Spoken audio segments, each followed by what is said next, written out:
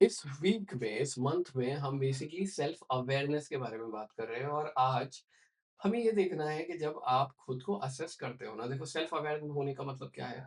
आप जहाँ पे भी हैं, आपको ये पता होना चाहिए कि आप कौन हो, आपके अंदर क्या एबिलिटीज़ है, क्या कैपेसिटीज़ है, आप कैसे इंसान अब जब हम खुद को ऐसे देखते हैं ना, तो आप बेसिकली खुद को जज कर रहे हो, लेकिन यहाँ पे जो गेम है, वो है बैलेंस का। आप अगर खुद को बहुत बुरी तरह से जज करोगे कि मैं तो ज़रा-सा अच्छा इंसान नहीं हूँ या ये चीज़ मुझ में कम है या मैं उतने हाई लेवल पे राइज़ नहीं कर सकता।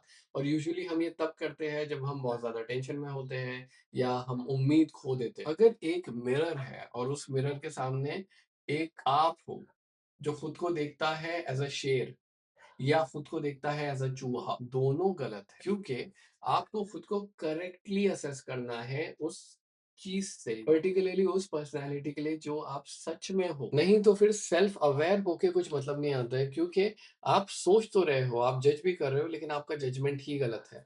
अब यहाँ पे एक बहुत इम्पोर्टेंट चीज़ आती है कि आपका जो बैलेंस है ना, जो आप एक्चुअल में होते हो, यूजुअली उस शेर या उस रैट के बीच में होता है कहीं पे, जो रियल बैलेंस होता है, जो रियल आप होते हो। अब ये चीज़ें फ़िलॉसफ़ी में सुनने में बड़ी अच्छी लगती है, लेकिन एक्चुअल में करना क्या है? अगर आपको ऐसा लगता है कि आप किसी चीज़ में अच्छे हो, फॉर एग्ज़ाम्पल आप ऑफ़िस में प्रॉब्लम सॉल्विंग में बहुत अच्छे हो, तो अगली बार जब कोई प्रॉब्लम अराइज़ होगी ना, ज़रा रुकना और देखना खुद को, कि प्रॉब्लम को मैं कैसे सॉल्व कर रहा हूँ। अक्सर जैसे एक मैजिशियन की ट्रिक होती है, जब हम पर्दा उठा दें तो हमें समझ में आ जाता है काम कैसे हो रहा है। यहाँ पे जब आप अपनी सोच से पर्दा उठाते हो और देखते हो कि एक्चुअल में काम आपके दिमाग के अंदर कैसा हो रहा है, आप कितना झटपटा रहे हो, कितने लोग आपकी मदद कर रहे हैं, ये काम कितनी देर में हो रहा है, आपको थोड़ी ज़्यादा क्लैरिटी मिलेगी। ऐसे ही जब आप घबराते हो तो आपको खुद को देखना है, खुद को असेस करना है।